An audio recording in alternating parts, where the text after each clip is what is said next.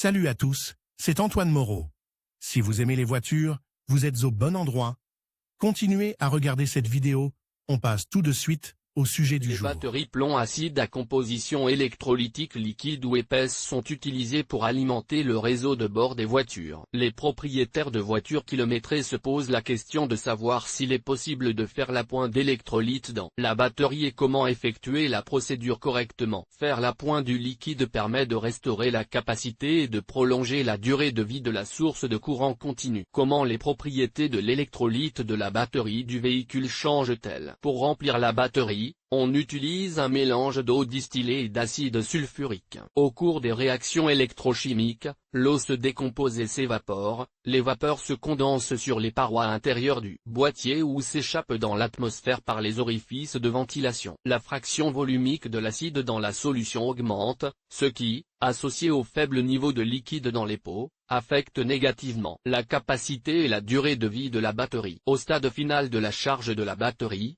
de l'oxygène est libéré au niveau des électrodes positives et peut être récupéré au niveau de l'élément négatif. Mais en raison de la présence de liquide, le processus est ralenti, ce qui entraîne un échappement de gaz de la batterie et une baisse du niveau de l'électrolyte. L'utilisation de boîtiers étanches a permis de réduire le taux de vaporisation, mais lors de la décharge, du sulfure de plomb se forme à la surface des plaques, qui ne se décompose pas lors de la charge de la source d'énergie. Il en résulte une baisse de la densité de l'électrolyte, ce qui affecte négativement la capacité de la batterie. Le plomb utilisé dans la fabrication des électrodes réagit avec les molécules d'eau. En conséquence, la densité de l'électrolyte change, des impuretés étrangères apparaissent dans la composition de la solution, ce qui détériore les caractéristiques de performance de la source de courant continu. Pour éliminer cet effet négatif, des additifs d'alliage sont introduits dans l'alliage afin de réduire le taux de corrosion. Moyen de vérifier le niveau de liquide. La quantité de solution est vérifiée par des marques de référence sur les surfaces intérieures ou extérieures du boîtier. Sur certains accumulateurs, un voyant en matériau transparent est utilisé. Le fabricant fait des marques correspondant au niveau maximum et minimum du liquide. Dans des conditions normales de fonctionnement, le niveau se situe entre les encoches.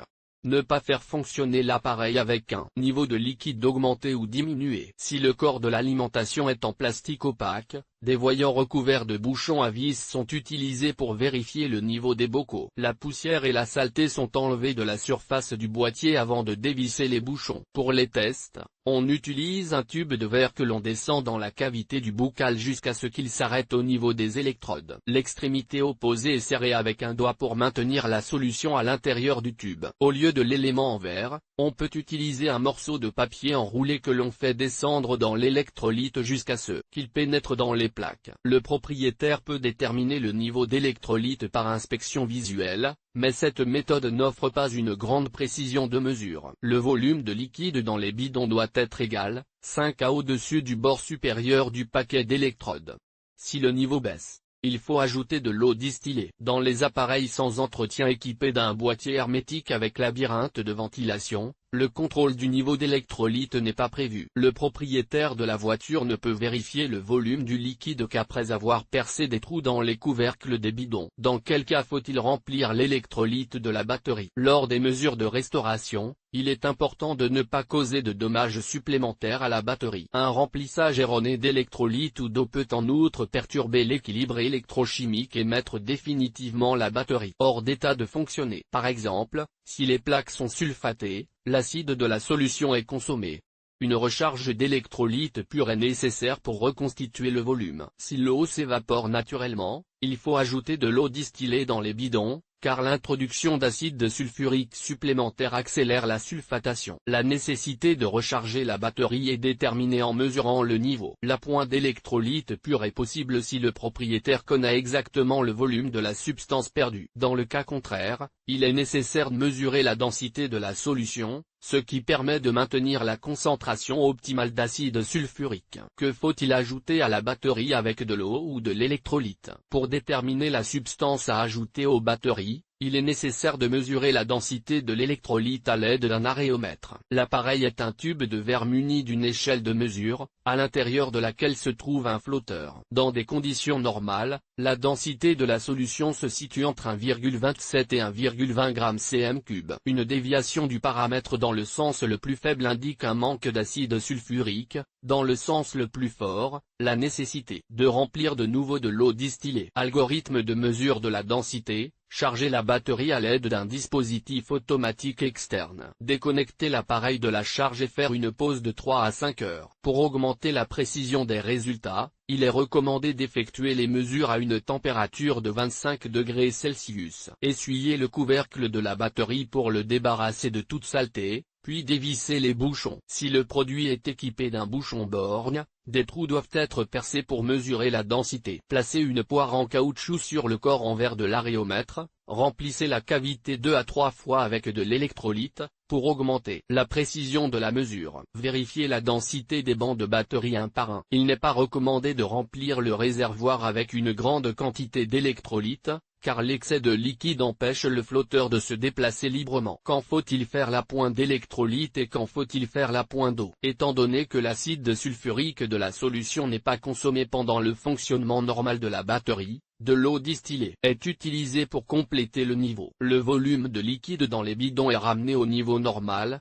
qui est indiqué par des marques spéciales sur le boîtier en plastique. Il n'est pas recommandé de verser trop de liquide, car la solution risque d'être projetée dans le compartiment moteur de la voiture. L'électrolyte pur est utilisé dans le cas du remplacement du fluide de travail dans les bidons. Le volume de solution nécessaire au remplissage dépend de la capacité de la batterie. Comment compléter l'électrolyte d'une batterie sans entretien? Si le propriétaire souhaite ajouter de l'eau ou verser de l'électrolyte dans la batterie sans entretien, il devra retirer le couvercle des bidons ou percer des trous dans la partie supérieure du boîtier. Le schéma dépend de la conception et du fabricant du produit. Les canaux sont percés à l'aide d'un poinçon pointu jusqu'à ce qu'ils s'arrêtent dans les électrodes de plomb. Cette technique permet de déterminer la distance entre le bord supérieur du couvercle et les plaques de plomb. Pour assurer le fonctionnement normal de l'alimentation, le niveau d'électrolyte doit se situer à 10 à au-dessus du bord supérieur des électrodes. Si le niveau de la solution est inférieur à la valeur requise, il faut ajouter de l'eau distillée. Le liquide doit être versé à l'aide d'une seringue médicale ou d'une poire en caoutchouc d'une capacité de 10 à 20 cm². L'outil est équipé d'une aiguille raccourcie. La longueur de l'élément permet de contrôler le niveau de liquide dans les bocaux. La base en plastique de l'aiguille ne doit pas tomber dans la cavité du bocal par le trou. Le propriétaire remplit l'eau en donnant périodiquement un coup de piston inverse ou en relâchant le corps de la poire. Si de l'air est aspiré dans la cavité, le remplissage se poursuit. Une fois que le niveau requis a été atteint dans tous les bocaux, il est recommandé de secouer le boîtier de la pile pour permettre à l'eau et à la solution acide de se mélanger. Il est interdit de secouer fortement la batterie et de la tourner sur le côté, car la boue s'infiltre entre les électrodes. Il est nécessaire de vérifier le niveau. S'il n'y a pas assez de liquide dans les bocaux, il faut introduire une portion supplémentaire d'eau distillée. Les trous sont scellés avec du mastic,